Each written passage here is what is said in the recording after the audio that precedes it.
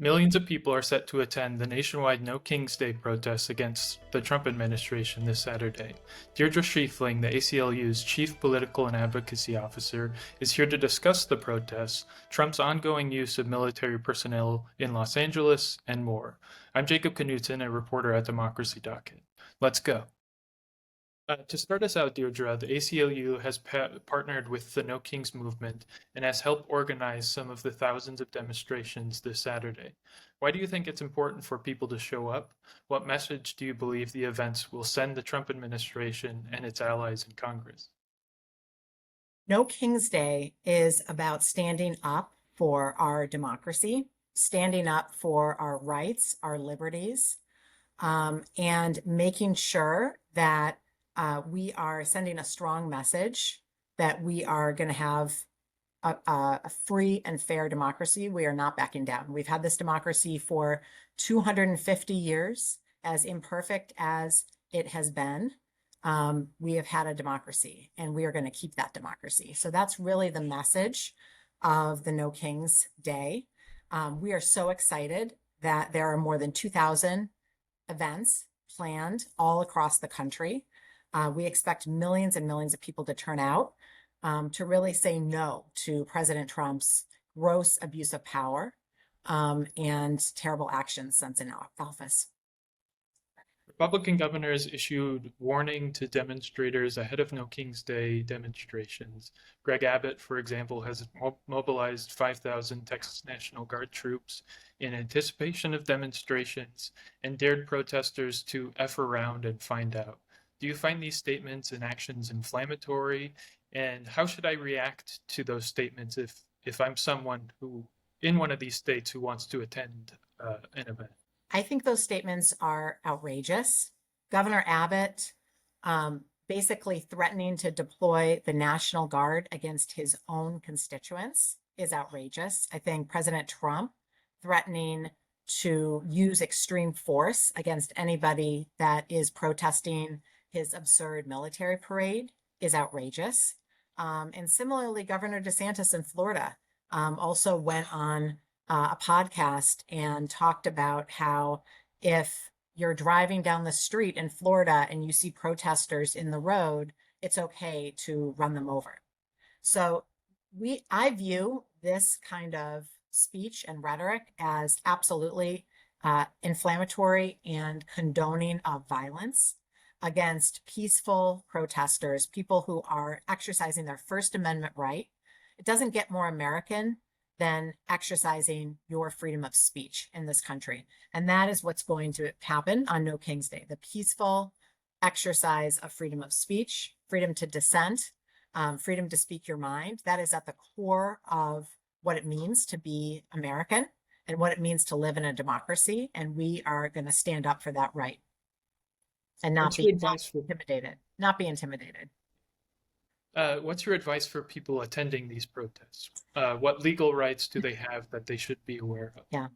So the ACLU has been conducting Know Your Rights trainings in preparation for No King's Day. So we have just in the last 2 days alone, we have trained 76,000 people in Know Your Rights, your right to free speech, your right to peacefully protest.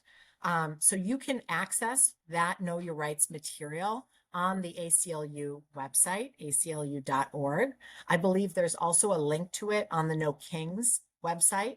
And if you're looking for a location of a protest or a No Kings event near you, you can go to the No Kings website and find it. There's a map of the more than 2,000 events planned for Saturday. And you can go to that website and find those events, find information on Know Your Rights so that you're prepared when you peacefully protest this administration's gross abuse of power on Saturday. President Trump federalized California National Guard troops and deployed them and a Marine battalion to Los Angeles after people began protesting his administration's aggressive and likely unlegal attempts to deport their neighbors. Can you discuss whether the ACLU has plans to step in legally if citizens are detained by members of the military? I can't comment on the potential or pending litigation. But I do agree with you that, and the courts have agreed with you, that President Trump overstepped his bounds when he deployed the National Guard against the wishes of a democratically elected governor, against the wishes of democratically elected mayor, and also local law enforcement. So he overstepped his bounds. The courts were clear about that, and I think we're going to let that situation play out. Yeah, absolutely. Whether Trump's power grab in California more broadly succeeds will largely be decided by the courts, but how can the popular mobilization that ACLU is helping to lead play a role in stopping it too? What powers do ordinary people have to affect what happens? Courage begets courage. Yeah. Courage begets courage. So right now, the Trump administration is doing everything that they can to try to scare people away from speaking their mind, scare people away from saying when they disagree with the administration about something. They're using all the vast power of the presidency, abusing the power of the presidency against universities, against lawyers, against the media. What does this remind you of? Fascism, right? Authoritarianism. They are acting in accordance with that kind of playbook. So the best thing that we can do to save our democracy is stand up together peacefully and say no. Say we are not having it. We believe in freedom of speech. We believe in our rights and liberties as a democracy. And we are not going to stand for this behavior from the Trump administration. We have to do that together. We have to do that in a big group.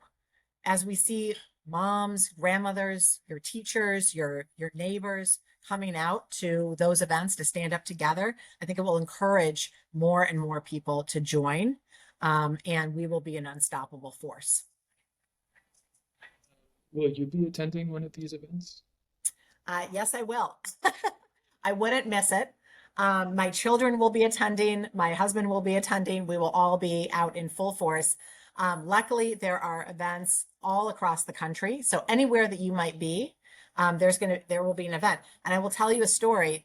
My daughter, who graduated last year from high school, just sent me a video of her classmates from her public school in Montgomery County, Maryland, walking out in a huge protest march to protest the way that ICE are treating immigrants. Many of the students that she went to school with are immigrants, and were directly impacted in one way or another by the actions of ICE. And so to me, that was so inspiring just to see high school students taking action even before the No King's Day, peacefully exercising their right to protest and have freedom of speech. So I think this is our country at its best. This is our country at its best when we stand up and we fight for our rights. We know how to do this, and you're going to see it happen all over this country, millions of people tomorrow. I find it interesting that this follows a long, like you said, this like you're getting at, this follows a long legacy of mass mobilization events in U.S. history. Yeah, that's right.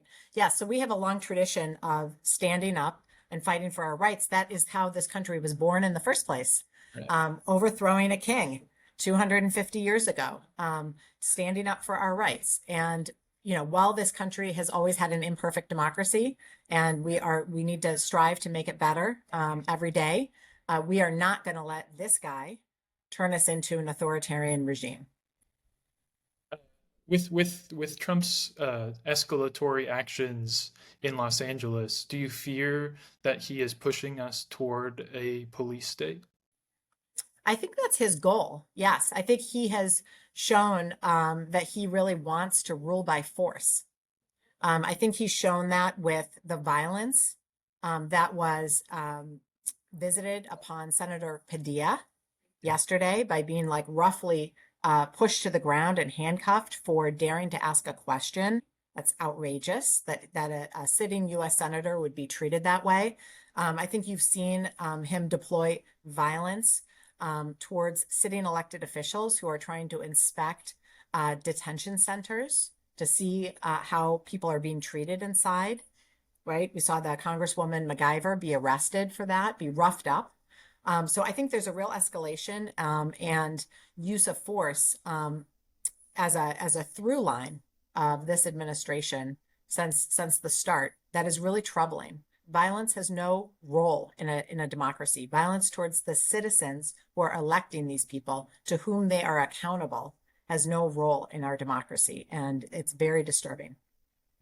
I think it's a great sign for the health of our democracy that people's reaction across the country to witnessing the abuse of power in California was to double down on No King's Day. So as opposed to being scared off, as opposed to backing away and going home and saying, oh, it's, I guess we won't. We saw hundreds of additional No Kings events be added.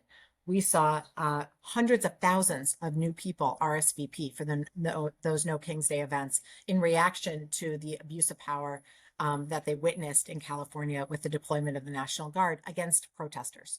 So I think that's a great sign for our democracy and the health of our democracy. The second thing I will just say is I expect this only to grow. People are awake. They see the threat now. They're shocked. And they are coming out in droves to fight for our democracy. So we are very encouraged by that. And I think it's just going to continue to grow across this country. This is our country at its best. Do you mind speaking a bit to why there are no demonstrations planned in DC and how those people in DC can get involved? Yes. So if you're based in Washington, DC, you can go to, there are a number of protests in Maryland. Yeah. So that's very close by.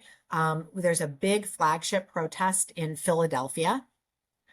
So if you want to go to a very big event, Philadelphia is a good place. The reason that we decided not to organize anything in Washington, D.C. is because we didn't want to put anybody in harm's way. We didn't want there to be a conflict or any excuse to have a conflict with peaceful protesters and this military parade. So we are, keeping people's safety first and foremost at the top of our concern, and making sure that we're peacefully protesting, safely protesting. Doesn't get more American than exercising your freedom of speech in a peaceful way. Well, thank you so much for joining me. Thank you so much. Really appreciate it.